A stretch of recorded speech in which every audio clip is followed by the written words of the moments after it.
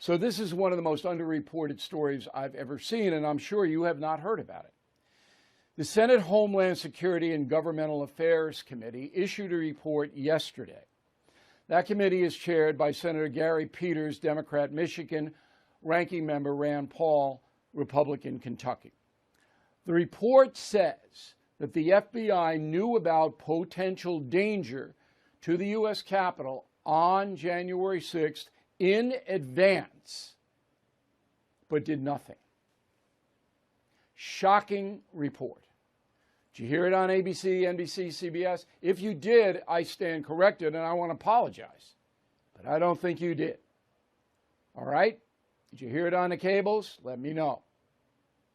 So now we get into a whole different aspect of the January 6th riot. The FBI knew trouble was brewing because they had assets inside the Proud Boys. All right, the far-right group that can get violent. There were FBI informers there, and the informers alerted Washington that these guys were going to go to D.C. on January 26th, and trouble could happen. And they were specific about it. Here's what the Senate committee released. Quote, at a fundamental level, the agencies failed to fulfill their mission and connect the public and non-public information they received. FBI also did not develop certain tips about January 6th because they were deemed not credible, contrary to FBI policy that requires every tip received to be logged as long as it meets an authorized purpose for investigation, regardless of credibility, unquote. So all that means the FBI buried the story. I know Trump didn't get anything from the FBI because he told me. Okay, he got no warning. But he knew, President Trump at the time, he knew trouble was brewing, so he alerted the Pentagon to have National Guard on alert. We all know that. That's established beyond any reasonable doubt. And that's what'll get him acquitted if the special prosecutor, Smith, brings charges on January 6th.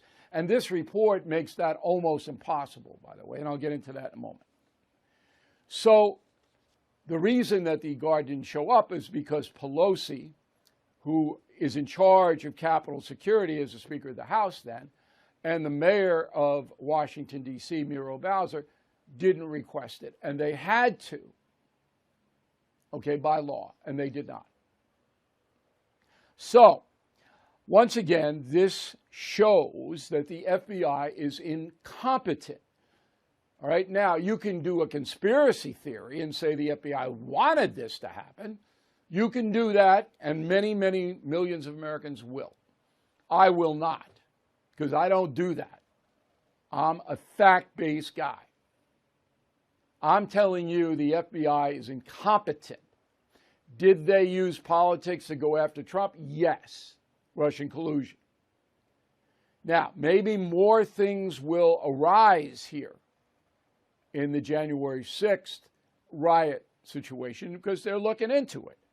All right? Now, Christopher Wray, the head of the FBI, is supposed to testify on July 12th. Okay? And this guy is a menace. All right? He's not just incompetent, he's a menace. So he'll show up that Wednesday in front of the House Judiciary Committee, and he'll say, I can't answer any questions because January 6th is still under investigation. That's what he'll say. And then every question you ask him, he'll say the same thing. Hunter Biden, under investigation. On and on and on and on. You'll get a thing from the man. That's what he does. Okay, you know it. We've seen it. It will happen again this time. So forget about that.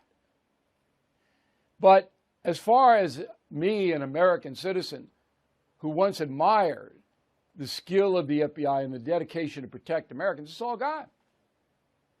It's all gone. Can you imagine sitting on information there was going to be a riot at the Capitol and not telling the president, the Pentagon, the Congress people themselves, putting them at grave risk? Can you imagine that? That's what happened. That's what happened. It is a disgrace. Now, the Justice Department is in charge of the FBI, so you understand. Merrick Garland is the boss of Christopher Wray. And Biden could fire Wray tomorrow, but he won't because Biden doesn't care about any of this. All he cares about is getting Trump, okay, and getting his son off. So there was a leak yesterday of a tape of Donald Trump at his private residence in New Jersey talking about a document that he had. The tape, audio tape, went out to the media. Who leaked it? Couldn't have been anybody else but someone inside the Justice Department at a very high level.